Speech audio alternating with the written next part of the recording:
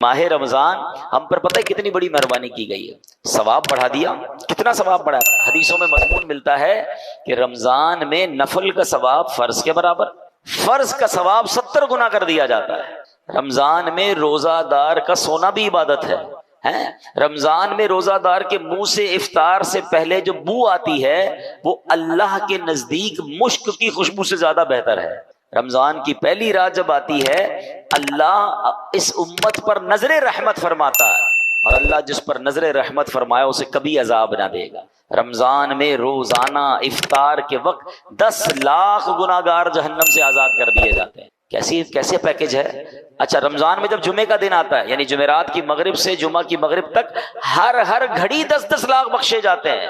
تو وارے نہیں آ رہے نا ساری زندگی میں، اور آپ دعا کرتے ہیں یا اللہ ہماری پکار سن لے، ہماری دعا سن لے۔ رمضان کی راتوں میں فرشتہ آواز لگاتا ہے کوئی مانگنے والا کہ اس کی دعا قبول کر لی جائے، ہے کوئی توبہ کا طلبگار اس کی توبہ قبول کی جائے۔ مگر سچ بتاؤ اس اسکیم سے کتنے لوگ فائدہ اٹھاتے ہیں؟ پھر رمضان کا پہلا عشرہ عشرہ رحمت، دوسرا عشرہ عشرہ مغفرت، آخری عشرہ جہنم سے آزادی کا عشرہ، آخری عشرے میں 5 طاق راتوں میں ایک رات وہ جسے لیلۃ القدر کہا گیا، 1000 مہینوں سے بہتر رات۔ اللہ اکبر، کتنی مہربانی کی اللہ نے ہم پر، یعنی ہر وہ سامان کر دیا گیا کہ میرا بندہ بخشا جائے۔ مگر سچ بتاؤ جو اس میں بھی نہ بخشا گیا، جو اس میں بھی غفلت کر لے تو اس کا کیا بنے گا؟ نہیں، پلیز اس آفر کو ضائع مت کرنا۔ دیکھیں ہمیں نہیں پتا پھر رمضان ملے نہ ملے، پچھلے سال کئی لوگ تھے جو ہمارے ساتھ تھے، اس سال نہیں ہے، کیا پتا اگلے سال ہم رمضان میں نہ ہو، ہمارے بارے میں باتیں ہوں کہ یار ہمارے ساتھ تھا ہمارا بھائی، اب نہیں ہے۔ تو اس رمضان کو غنیمت جاننا ہے، اپنی زندگی میں تبدیلی لائیں۔ زندگی پڑی ہے کھانے گھومنے پھرنے کمانے کے لیے، لوگ رمضان میں پیسے کمانے کی پلاننگ کرتے ہیں، نہیں، ساری زندگی پڑی ہے یار یہ کام کرنے کے لیے۔ اس مہینے میں عبادت، اللہ کو راضی کرنا ہے، اتنے گناہ ہیں اتنی خطائیں، اب تو توبہ کرنی ہے نا۔ کہ رمضان میں نمازیں پڑھوں اور عبادتیں کروں، رمضان میں نیت کریں کہ ساری نمازیں باجماعت پڑھیں اور پوری تراویح پڑھیں۔ ہاں یہ بڑی گڑبڑ ہو گئی ہے آج کل، لوگ تراویح میں ڈنڈی مارنا لگ گئے ہیں۔ ایک تو ٹرینڈ آ گیا 3 روزہ تراویح، 5 روزہ تراویح، 7 روزہ تراویح۔ ٹھیک ہے اگر آپ 3 روزہ 5 روزہ پڑھ رہے ہیں، لیکن اس کا مطلب یہ نہیں کہ اس کے بعد باقی تراویح معاف ہو گئی ہے۔ تراویح چاند رات تک، عید کی چاند نظر آنے سے پہلے پڑھنی ہے، جس دن چاند نظر آ گیا اس دن نہیں پڑھنی، باقی پڑھنی ہے، اور 20 رکعت پوری پڑھنی ہے کہ یہ سنت مؤکدہ ہے۔ اچھا اس کے علاوہ سمجھیے نا، حدیث پاک میں آتا ہے جس کا مضمون ہے کہ جو رمضان میں ایک سجدہ کرے اس کو ایک سجدے کے بدلے 1500 نیکیاں ملیں گی، ہر سجدے پر جنت میں سرخ یاقوت کا محل عطا فرمایا جائے گا، اور فرمایا ایک درخت ایسا اسے جنت میں دیا جائے گا، اس کا سایہ اتنا بڑا ہوگا، اس کی ڈائمنشن اتنی بڑی ہوگی کہ گھڑ سوار یعنی ہارس رائڈر 500 سال تک دوڑتا رہے اس کا سایہ ختم نہیں ہوگا، یا اتنا سایہ ہوگا۔ اب مجھے بتاؤ یہ ہر سجدے پر انعام ہے۔ مبارک ہونے جو پوری تراویح پڑھتے ہیں، 20 تراویح پڑھیں تو کتنے سجدے ہو گئے؟ 40 سجدے ہو گئے، 40 سجدے پر 1500 نیکیاں ملے تو 60,000 نیکیاں، 40 جنت کے گھر، 40 جنت کے درخت ملتے ہیں اس کو جو پوری تراویح پڑھتا ہے۔ اب کچھ لوگوں نے 8 پڑھ کے چلے جانا ہے، تو خود سوچے کتنا بڑا لاس کر رہے ہو اپنا۔ جو پڑھتے ہی نہیں وہ خود سوچے میں کتنا، بلکہ میں تو کہتا ہوں صرف تراویح کیوں، تہجد پڑھنا رمضان میں آسان ہو جاتا ہے۔ بندہ جو ہے وہ سحری میں تو اٹھتا ہی ہے، تو 2 رکعت تہجد پڑھ لے، 4 رکعت پڑھ لے، 12 رکعت تک پڑھی جا سکتی ہے۔ اللہ بس توفیق دے، ذہن مل جائے۔ اور سحری کے وقت دعا کرنا یہ خاص دعا کی قبولیت کا وقت ہے۔ اللہ کریم قرآن مجید میں کیا ارشاد فرماتا ہے؟ وَبِالْأَسْحَارِ هُمْ يَسْتَغْفِرُونَ، اور رات کے آخری پہروں میں بخشش مانگتے ہیں۔ یہ نیک لوگوں کا وصف قرآن میں بیان کیا۔ سحری میں اٹھیں، ایک تسبیح استغفار کی بھی پڑھ لیں، استغفر اللہ استغفر اللہ استغفر، دعا کریں اور پھر سحری کر لیں، 10 منٹ پہلے اٹھ جائیں نا۔ یعنی ایک سجدے پر اگر مجھے ایک جنت کا گھر مل رہا ہے، جنت کا درخت مل رہا ہے، 1500 نیکیاں مل رہی ہیں، تو کیوں سستی کرنی ہے؟ ساری رات گھومنا پھرنا، کرکٹ کھیلنا، پتہ نہیں کھانا پینا، اسی میں قوم لگی ہوئی ہے۔ نہ کریں ایسا، ساری زندگی آپ کھا پی سکتے ہیں، رمضان اس لیے نہیں ہے۔ پلیز اچھے کام بھی کروں، گناہوں سے بھی بچوں۔ ماہ رمضان رحمتوں کی کان، مغفرت کا پیغام ہمارے درمیان ہے۔ روزہ جب انسان رکھتا ہے تو کچھ نڈھال محسوس کرتا ہے، خاص طور پر جب افطار کا وقت آتا ہے تو پیاس سے زبان سوکھتی ہے، اور بعض اوقات بندہ کبھی کبھی تھوڑی دیر بعد گھڑی دیکھتا ہے کہ کتنی دیر باقی ہے کہ جب میں کھاؤں گا، جب میں پی سکوں گا۔ یہاں 2-3 باتیں بڑی لطیف ہیں، بڑی خوبصورت ہے۔ پہلی بات تو یہ کہ اس میں جو بندگی ہے نا، جو اللہ سے محبت نظر آتی ہے کہ سامنے پانی موجود ہے، کھانا بھی موجود ہے، مگر میرے رب کا حکم ابھی تک نہیں ہوا ہے، ابھی افطار کا وقت نہیں ہوا ہے۔ اس سے انسان کی اللہ سے محبت چھلکتی ہے کہ بندہ اللہ کو راضی کرنے کے لیے کھانے سے بھی رک گیا، پینے سے بھی رک گیا، اپنی خواہشات سے بھی رک گیا۔ اور روزے کے فضائل کتنے ہیں، یہ اتنا زبردست نیکی کا کام ہے، یہ پورا جسم سمجھ لیں عبادت کر رہا ہے۔ آپ کی پوری باڈی جو ہے نا وہ اس وقت عبادت میں مصروف ہے، کیونکہ باڈی کی جو نیڈ پوری ہوتی ہے وہ پانی سے ہوتی ہے، کھانے سے ہوتی ہے، اس سے آپ رکے ہوئے ہیں۔ تو گویا انسان کا پورا جسم اللہ کی عبادت میں مصروف ہے۔ بدقسمتی سے کئی لوگ ایسے اب سنتے ہیں کہ روزہ رکھنے میں سستی کرتے ہیں، تو وہ بھی سستی نہ کریں کہ روزے کے بارے میں سنیے کہ کیسے کیسے فضائل احادیث میں آئے۔ نبی پاک علیہ الصلوۃ والسلام فرماتے کہ بے شک جنت میں ایک دروازہ ہے جس کو ریان کہا جاتا ہے، اس سے قیامت کے دن صرف روزہ دار داخل ہوں گے اور کوئی داخل نہیں ہوگا۔ اسپیشل ڈور ہوگا جنت کا۔ آپ دیکھتے ہیں کبھی کبھی ایئرپورٹ پر جاتے ہیں یا کسی جگہ جاتے ہیں، ایک وی آئی پی گیٹ ہوتا ہے اور اس وی آئی پی گیٹ سے لوگ داخل ہوتے ہیں جو وی آئی پیز ہوتے ہیں۔ تو اے روزہ داروں تمہیں مبارک ہو کہ جنت میں وہ دروازہ ہوگا جس کو باب الریان کہا جاتا ہے، اور اس سے روزہ دار جنت میں داخل ہوں گے۔ اور قیامت کے دن ایک اناؤنسمنٹ ہوگا، کہا جائے گا روزے دار کہاں ہیں؟ وہ لوگ کھڑے ہوں گے، ان کے علاوہ کوئی اس دروازے سے داخل نہ ہوگا۔ جب یہ داخل ہو جائیں گے نا تو جنت کا وہ ڈور، وہ دروازہ بند کر دیا جائے گا۔ اس دن ان لوگوں کو کتنی افسوس ہوگا، کتنی حسرت ہوگی جو رمضان کے روزے نہیں رکھتے ہوں گے۔ بلکہ ہمیں تو یہ چاہیے کہ صرف رمضان کے روزے نہیں، ہم اس کے بعد بھی نفلی روزوں کی بھی کوشش کیا کریں۔ ہر پیر کو روزہ رکھنا سنت ہے۔ اچھا ایک اور فائدہ دیکھیں، جو پورا سال کچھ نہ کچھ نفلی روزے رکھتا ہے نا، اس کو رمضان کے روزوں میں اتنی پرابلم نہیں ہوتی، کیونکہ وہ عادی ہوتا ہے۔ Suddenly all of the sudden پورا سال گزرنے کے بعد جو اچانک روزے رکھنا شروع کرتے ہیں ان کو زیادہ بعض اوقات روزہ جو ہے وہ فیل ہوتا ہے۔ بہرحال نبی پاک علیہ الصلوۃ والسلام کا ایک اور فرمان سنیں، اے روزہ دارو تمہیں مبارک ہو۔ میرے آقا فرماتے جس نے رمضان کا روزہ رکھا اور اس کی حدود کو پہچانا اور جس چیز سے بچنا چاہیے اس سے بچا، تو جو کچھ گناہ پہلے کر چکا ہے اس کا کفارہ ہو گیا۔ یعنی روزہ پچھلے گناہوں کا کفارہ ہے۔ روزے کی ایک اور شاندار فضیلت، نبی پاک فرماتے جس نے ایک دن کا روزہ رکھا، اللہ عز و جل کی رضا حاصل کرنے کے لیے اللہ عز و جل اسے جہنم سے اتنا دور کر دے گا جتنا ایک کوا جو بچپن سے اڑنا شروع کرے یہاں تک کہ بوڑھا ہو کر مر جائے۔ اچھا کوے کی عمر بتائی جاتی ہے کہ 500 سال ہوتی ہے۔ 500 سال تک پرندہ اڑے گا تو کتنا دور ہوگا؟ اللہ ایک روزہ رکھنے والے کو جہنم سے اتنا دور کر دے گا۔ مبارک ہو ان کو جو پورا مہینہ روزہ رکھتے ہیں اور ماشاءاللہ نفلی روزے بھی رکھتے ہیں۔ ایک اور خوبصورت بات، میرے آقا علیہ الصلوۃ والسلام فرماتے ہیں ہر شے کے لیے زکوٰۃ ہے، اور جسم کی زکوٰۃ روزہ ہے، اور روزہ آدھا صبر ہے۔ اللہ اکبر، یعنی آپ کی باڈی کی زکوٰۃ ادا ہو رہی ہے کہ جب آپ رمضان میں روزے رکھ رہے ہیں۔ ماشاءاللہ، تو ہمیں روزے کی پابندی کرنی چاہیے۔ ایک اور حدیث سن لے، پھر میں انشاءاللہ روزے کے کچھ احکام بیان کرتا ہوں، اور یہ بڑی کمال کی حدیث ہے۔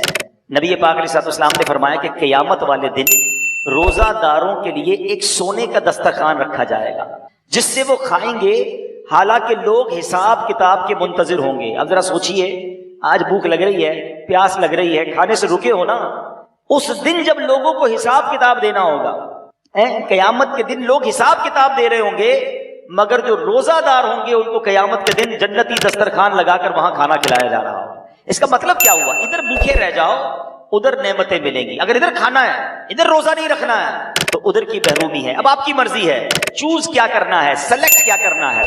اچھا، روزے کی بہت ساری خوبصورتیوں میں ایک اور بڑی کمال کی خوبصورتی کیا ہے کہ بندے کا جو اللہ پر ایمان ہے نا، اس کا لیول بہت ہائی ہو جاتا ہے۔ آپ ذرا غور کریں، دنیا میں کروڑوں لوگ روزہ رکھ رہے ہیں، ٹھیک ہے، آپ کے ساتھ بھی ایسا ہوا ہوگا، آپ گھر میں اکیلے ہوں گے، پانی سامنے موجود ہے، فریج کے اندر فروٹ بھی کٹا ہوا ہے، کوئی ایک مسلمان ایسا ہے جو اکیلے میں چھپ کر پانی پی لیتا ہو، کوئی ایک فروٹ کھا لیتا ہو، کوئی نہیں دیکھ رہا نا، چلو کوئی بات نہیں۔ وجہ واٹ از دا ریزن؟ یہاں تک کہ ہم جب وضو کر رہے ہوتے ہیں ہم اس وقت بھی احتیاط کر رہے ہوتے ہیں کہ کھلی زور سے نہ ہو جائے، کہیں خلق کے نیچے پانی نہ چلا جائے۔ ناک پہ پانی چڑھاتے وقت بھی احتیاط کرتے ہیں کہ ناک کی ہڈی سے اوپر چلا گیا تو روزہ ٹوٹ جائے گا۔ یہ کیوں؟ حالانکہ وضو خانے پہ کسی کو بھی نہیں پتا چلے گا، میں ایک دو چلو پانی پی لوں، لیکن ہم سب کا خیال کیا ہے؟ اللہ دیکھ رہا ہے، یہی ہے نا دل میں کہ کوئی نہیں دیکھ رہا مگر رب دیکھ رہا ہے۔ اب ذرا غور کرو میرے پیارے اسلامی بھائیوں، رمضان ساری دنیا کے مسلمانوں کا لیول آف ایمان ادھر لے جاتا ہے کہ تم اکیلے میں کھانا نہیں کھا رہے کیونکہ اللہ دیکھ رہا ہے۔ تو اب سوال یہ ہے کہ جب اللہ رمضان میں دیکھ رہا ہے تو کیا رمضان کے بعد نہیں دیکھ رہا؟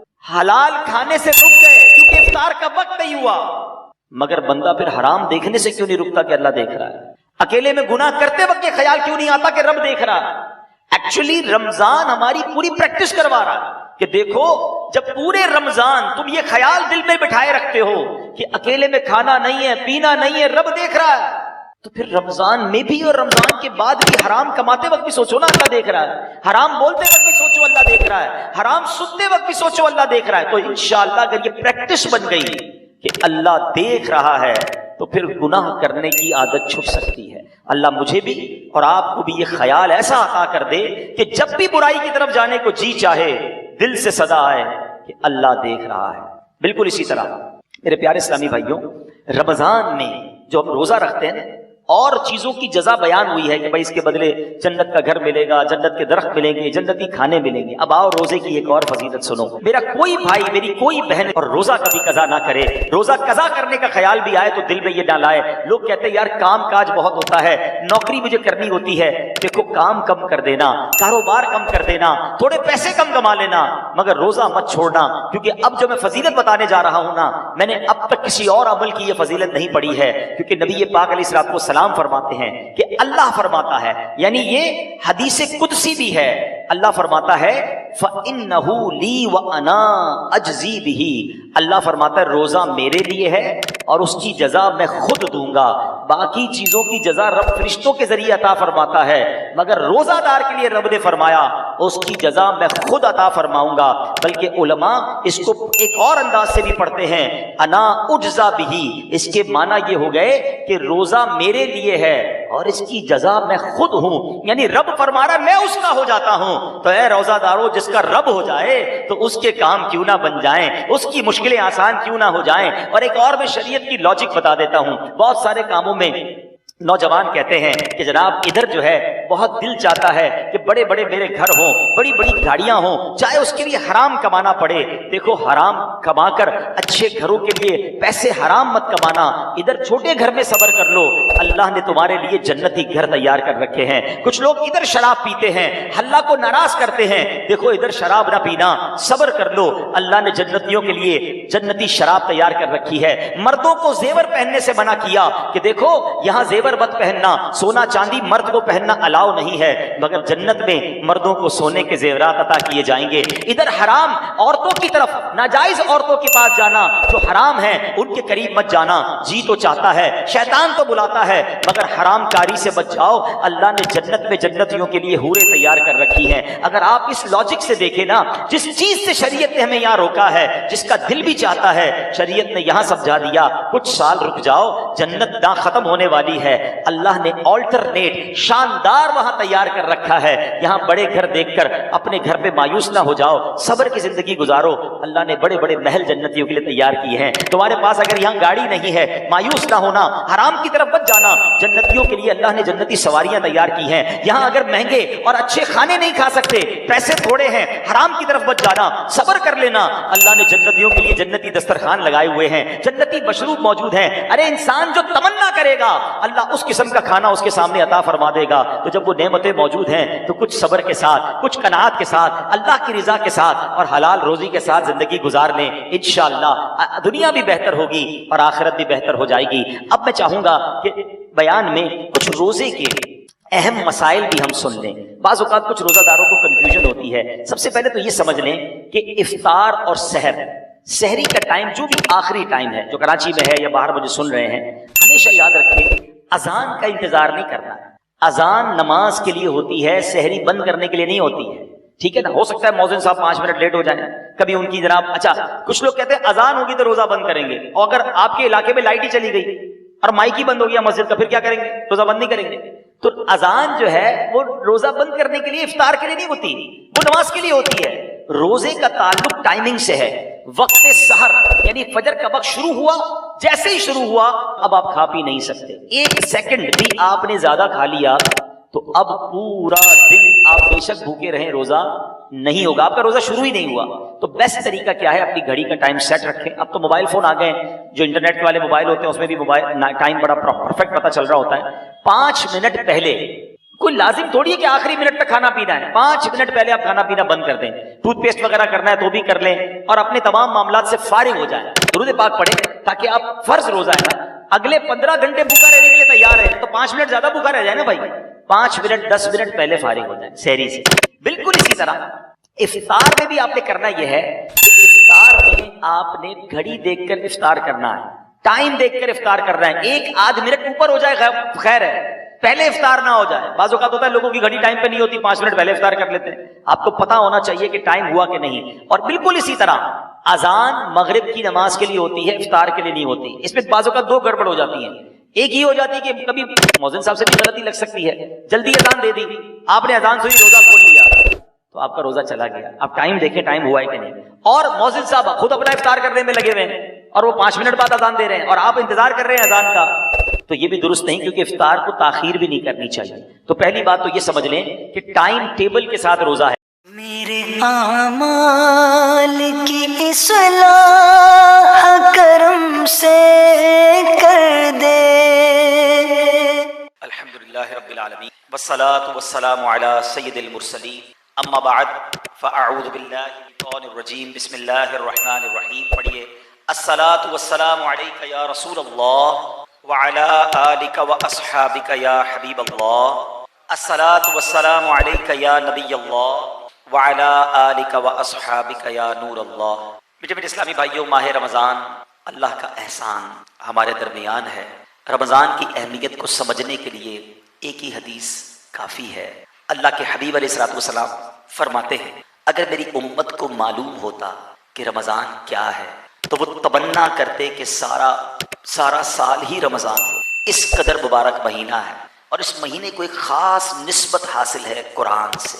اچھا یہ یاد رہے, یہ تو ہم جانتے ہیں کہ نزول قرآن کا مہینہ ہے, مگر اس مہینے کی سگنیفیکنس, اس مہینے کی امپورٹنس سمجھیں کہ 4 بڑی آسمانی کتابیں, زبور, توریت, انجیل اور قرآن, یہ چاروں کی چاروں بڑی آسمانی کتابیں جو ہیں یہ رمضان ہی میں نازل ہوئی.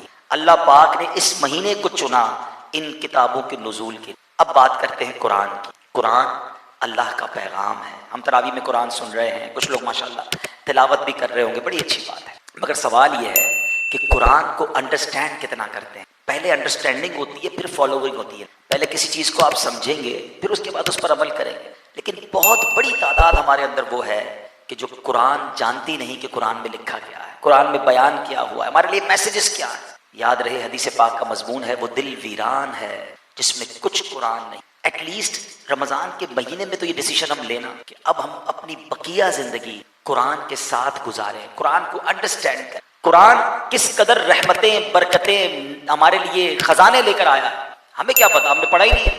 ہم نے قرآن کے ساتھ ہمارا تعلق کیسے جوڑا ہے. ایک واقعہ میں نے کئی بار بیانات میں بیان کیا. ایک بوڑھی خاتون تھی, بیمار بھی تھی اور غریب بھی تھی. بڑے پیسے جوڑ کر اپنے بچے کو باہر بھیجا کہ بیٹا باہر جائے گا تو کما کر پیسے بھیجے گا. بیٹا باہر گیا, جا کر ماں کو اس نے تھوڑے دنوں بعد ایک خط بھیجا. ماں بڑی خوش ہوئی کہ میرے بیٹے نے, لاڈلے نے ولایت سے مجھے یاد کیا. اس لفافے کو چوما, آنکھوں سے لگایا اور دراز میں رکھ دیا. اگلے مہینے پھر خط آیا, پھر بڑی خوش ہوئی, مگر پڑھنا جانتی نہیں تھی. پھر اس خط کو دراز میں رکھ دیا. بہت سارے انویلپ آتے گئے, وہ دراز بھرتی گئی, ماں بیمار ہوتی گئی, غربت بڑھتی گئی اور ماں دنیا سے چلی گئی. پڑوس کی خواتین آئیں, گھر کو صاف کیا, دراز کھولا تو بہت سارے انویلپ ملے. جیسے انویلپس کو کھولا تو ان انویلپس میں ہر خط کے ساتھ منی آرڈر تھا. بیٹے نے ہر مہینے ماں کو پیسے بھیجے تھے. اگر وہ سارے منی آرڈر کیش ہو جاتے تو ماں کی غربت بھی دور ہوتی, علاج بھی ہو جانا تھا. مگر ماں پڑھی لکھی نہیں تھی, وہ نہیں جانتی تھی کہ ان خطوں کے اندر, ان لفافوں کے اندر میرے لیے کتنا خزانہ موجود ہے. بظاہر تو یہ ایک اسٹوری ہے, مگر ہمارا قرآن سے تعلق ایسا ہی تو ہے. ہم قرآن کس لیے یوز کرتے ہیں؟ آنکھوں سے لگاتے ہیں, چومتے ہیں. نئی دکان لیے, بھائی جلدی قرآن لے کر آؤ, قرآن رکھنا ہے. نیا گھر لیا, جلدی قرآن, اچھا سا جلدان بناؤ, بڑا خوبصورت سا قرآن خریدنا ہے. بھائی نیا گھر لیا ہے, اچھا پھر نیا کاروبار, یار ختم قرآن کرانا ہے تاکہ کاروبار میں برکت چاہیے. گھر میں ختم قرآن کرانا ہے, اور اس میں بھی ہم نے دیکھا کہ ختم قرآن میں بھی جس کے گھر میں ختم قرآن ہے وہ نہیں پڑھ رہا ہوتا ہے. وہ بچوں کو بٹھا دے گا, تم پڑھ لو, ساری برکتیں تم لوگ لے کر آؤ میرے گھر میں قرآن کھولنے کے لیے رمضان میں کھولوں گا. سچ بتائیں ہم صحیح کر رہے ہیں قرآن کے ساتھ؟ کیا اس لیے قرآن ہمیں دیا گیا, اس لیے یہ نازل ہوا ہے؟ پڑھا ہی نہیں ہے, انڈرسٹینڈ ہی نہیں کیا ہے. آج لوگوں کے میسیجز کی, لوگوں کے پیغامات کی ہماری لائف میں کتنی اہمیت ہے. آج صبح اٹھنے کے بعد پہلے لوگ اللہ رسول کا نام لیتے تھے, وضو کرتے تھے, اب تو آنکھیں پوری نہیں کھلتی, موبائل اٹھاتے ہیں کہ بھئی کس کا میسج آیا پہلے دیکھیں. پھر اس کے بعد بھی جس کا امپورٹنٹ ہے اس کو پہلے سنتے ہیں، فیملی کا تو فرینڈس کا، اچھا بزنس کولیگس کا، کسٹمر کا، اگر کوئی نوکری کرتا ہے تو اپنے باس کا میسج پہلے سنے گا تاکہ مس نہ ہو جائے، امپورٹنٹ میسج ہے۔ اللہ کے میسج کا کوئی ٹائم نہیں ہے۔ 40 سال 50 سال 60 سال عمر ہو گئی، nobody care about قرآن۔ کیا اللہ نے فرمایا قرآن میں کس کو پتا ہے؟ اتنے سال گزرنے کے بعد بھی قرآن کے بارے میں نہیں پتا۔ باقی جو پوچھنا ہے پوچھ لو ہم سے، اس ملک میں رہ کر آج افریقہ کے کیا حالات ہیں، امریکہ کے کیا حالات ہیں، سیاست کیا کہتی ہے، اسپورٹس کیا کہتا ہے۔ $1 خریدنا نہیں، روز ڈالر کا ریٹ معلوم ہوتا ہے، سونے کا ایسے ریٹ معلوم کریں گے جیسے کانیں لی ہوئی ہیں سونے کی، ہر چیز کی معلومات رکھنی ہے۔ لیکن قرآن کے بارے میں نہ سمجھنے کے لیے کوئی تیار ہے، نہ ٹائم دینے کے لیے۔ میں آپ سے پوچھتا ہوں، یہ جواب چلے گا اللہ کی بارگاہ میں جب ہم جائیں گے کہ یا اللہ قرآن اس لیے نہیں پڑھ سکا کہ ٹائم نہیں ملا، بیزی بہت تھا، فیملی لائف تھی، بزنس پہ بیزی تھا۔ آپ خود سوچیں، ہم غلط کر رہے ہیں، ہم ضائع کر رہے ہیں اپنے ان لمحات کو۔ یہ رمضان دیکھیں، this is the right time for the right intentions. ہمارا جو مین اینیمی ہے نا وہ بند ہے اس وقت۔ اچھی نیتیں اور اچھے کام کے ڈیسیجن رمضان میں لیے جا سکتے ہیں، کیونکہ ہمارا دل اتنا شیطان، کیونکہ شیطان بند ہے، اب اپنی عادتیں خراب کر رہی ہیں تو الگ بات ہے، ورنہ دل نرم ہے۔ تو اب ڈیسائیڈ کر لیں، طے کر لیں کہ اب آگے جو زندگی ہے نا وہ قرآن کے ساتھ گزارنی ہے اور قرآن کی انڈرسٹینڈنگ کے ساتھ گزارنی ہے۔ قرآن پاک میں ویسے تو بہت ساری باتیں ساری سمجھنے والی ہیں، مگر اپروکسیمیٹلی 89 ٹائمز اللہ کریم نے براہ راست ڈائریکٹلی مجھ سے اور آپ سے بات کی ہے۔ یا ایھا الذین آمنو، اے ایمان والو، او یو بلیورز، ہم ہیں نا ایمان والے، دعویٰ ہے نا، یعنی ہم سے بات کی اور پتہ ہی نہیں کیا بات کی ہے۔ نہ پڑھنے کا ٹائم ہے، نہ پڑھا۔ ایک اور ایگزامپل آپ کو دیتا ہوں، آپ ٹریول کرتے ہیں، بندہ جب گھر سے دور ہوتا ہے نا فیملی بڑی یاد آتی ہے، بچے بیوی گھر والے ماں باپ یاد آتے ہیں۔ آپ کسی ٹریول پر گئے اور بڑے محبت کے ساتھ آپ نے اپنے بچوں کے لیے، بچوں کی امی کے لیے، بھائی بہنوں کے لیے، ماں باپ کے لیے ایک پیغام ریکارڈ کیا کہ سب سنیں گے، خوش ہوں گے، مجھے بھی رپلائی آئے گا، بچوں کی توتلی زبان میں رپلائی آئے گا، مجھے بہن کی آواز سننے کو ملے گی، بچوں کی والدہ کی آواز سننے کو ملے گی۔ انسان مس کرتا ہے، ہوم سکنس ہوتی ہے۔ آپ نے میسج کر دیا، اچھا اب تو میسج ریسیو ہو جاتا ہے تو ٹک بھی آ جاتا ہے، آپ کو پتہ چلا ٹک ہو گیا، ریسیو ہو گیا، لیکن یہ بلو نہیں ہو رہا، سن نہیں رہے۔ ایک دن گزرا، 2 دن گزرے، آپ سفر پر ہیں، 2 دن بعد آپ نے کہا اب کال کرتا ہوں، خیریت تو ہے؟ آپ فون کریں گے، یار میں نے میسج بھیجا آپ لوگوں نے سنا نہیں، اور گھر والوں سے اگر یہ جواب آئے کہ مل تو گیا تھا، سننے کا ٹائم نہیں ملا، سچ بتاؤ آپ پر کیا گزرے گی؟ یار میں بچوں کے لیے، فیملی کے لیے کمانے کے لیے باہر گیا ہوں، ان کے لیے اسٹرگل کرنے کے لیے گیا ہوں، اور یہ میرا پیغام سننے کے لیے بھی تیار نہیں ہے۔ تمہارا پیغام کوئی نہ سنے تمہیں برا لگتا ہے، رب کا پیغام مل چکا ہے، ریسیو ہو چکا ہے، مگر ابھی تک پڑھا نہیں ہے، ابھی تک سمجھا نہیں ہے۔ سچ بتاؤ یہ ہم ٹھیک کر رہے ہیں؟ نہیں ملے۔ آج میں آپ کے سامنے for the high light, sake of high light, اور کچھ میسج بھی ملے، قرآن کی 2 یا 3 آیتیں پیش کروں گا، اور یہ انہی 2-3 آیتوں کی بات کروں گا جس میں اللہ نے براہ راست مومنین سے بات کی، تاکہ آپ کو اندازہ ہو کہ ایک ایک آیت کے پیچھے کتنے زبردست میسیجز ہیں، کتنی زبردست رہنمائی ہے۔ خود رمضان کے بارے میں اللہ کریم نے کیا شاندار قرآن میں حکم نازل فرمایا، ہم سے خطاب کیا، یا ایھا الذین آمنوا کتب علیکم الصیام کما کتب علی الذین من قبلکم لعلکم تتقون، اے ایمان والو تم پر رمضان کے روزے فرض کیے جیسے کہ تمہارے پچھلوں پر فرض کیے گئے، تاکہ تم پرہیزگاری حاصل کرو، تقوی حاصل کرو۔ What is the reason of روزہ؟ حکمت آف روزہ، تقوی حاصل کرو، پرہیزگاری حاصل کرو۔ اب کیا ہمیں روزے رکھ کر تقوی مل رہا ہے، پرہیزگاری مل رہی ہے؟ حالانکہ میں آپ کو صحیح بتاؤں، ڈیلیبریٹلی یا ان ڈیلیبریٹلی ہم روز تقوی کی ایک بڑی شاندار پریکٹس کر رہے ہیں۔ پہلے تو تقوی کی ڈیفینیشن سمجھ لیں، ان چیزوں سے بچنا جس سے اللہ نے منع کیا، اللہ کا خوف دل میں ہونا، رب ناراض نہ ہو، اپنے آپ کو میرے اعمال کی اصلاح کرم سے کر دے۔ الحمدللہ رب العالمین والصلاة والسلام علی سید المرسلین، اما بعد فاعوذ باللہ من الشیطان الرجیم، بسم اللہ الرحمن الرحیم۔ پڑھیے، الصلاة والسلام علیک یا رسول اللہ وعلی آلک واصحابک یا حبیب اللہ، الصلاة والسلام علیک یا نبی اللہ وعلی آلک واصحابک یا نور اللہ۔ میٹھے میٹھے اسلامی بھائیوں، ماہ رمضان اللہ کا احسان ہمارے درمیان ہے۔ رمضان کی اہمیت کو سمجھنے کے لیے ایک ہی حدیث کافی ہے۔ اللہ کے حبیب علیہ الصلوۃ والسلام فرماتے ہیں، اگر میری امت کو معلوم ہوتا کہ رمضان کیا ہے تو وہ تمنا کرتے کہ سارا سال ہی رمضان ہو۔ اس قدر مبارک مہینہ ہے، اور اس مہینے کو ایک خاص نسبت حاصل ہے قرآن سے۔ اچھا یہ یاد رہے، یہ تو ہم جانتے ہیں کہ نزول قرآن کا مہینہ ہے، مگر اس مہینے کی سگنیفیکنس، اس مہینے کی امپورٹنس سمجھیں کہ 4 بڑی آسمانی کتابیں، زبور، توریت، انجیل اور قرآن، یہ چاروں کی چاروں بڑی آسمانی کتابیں جو ہیں یہ رمضان ہی میں نازل ہوئی. اللہ پاک نے اس مہینے کو چنا ان کتابوں کے نزول کے. اب بات کرتے ہیں قرآن کی. قرآن اللہ کا پیغام ہے. ہم تراویح میں قرآن سن رہے ہیں, کچھ لوگ ماشاءاللہ تلاوت بھی کر رہے ہوں گے, بڑی اچھی بات ہے. مگر سوال یہ ہے کہ قرآن کو انڈرسٹینڈ کتنا کرتے ہیں. پہلے انڈرسٹینڈنگ ہوتی ہے, پھر فالوئنگ ہوتی ہے. پہلے کسی چیز کو آپ سمجھیں گے, پھر اس کے بعد اس پر عمل کریں گے. لیکن بہت بڑی تعداد ہمارے اندر وہ ہے کہ جو قرآن جانتی نہیں کہ قرآن میں لکھا کیا ہے, قرآن میں بیان کیا ہوا ہے, ہمارے لیے میسیجز کیا ہے. یاد رہے حدیث پاک کا مضمون ہے وہ دل ویران ہے جس میں کچھ قرآن نہیں.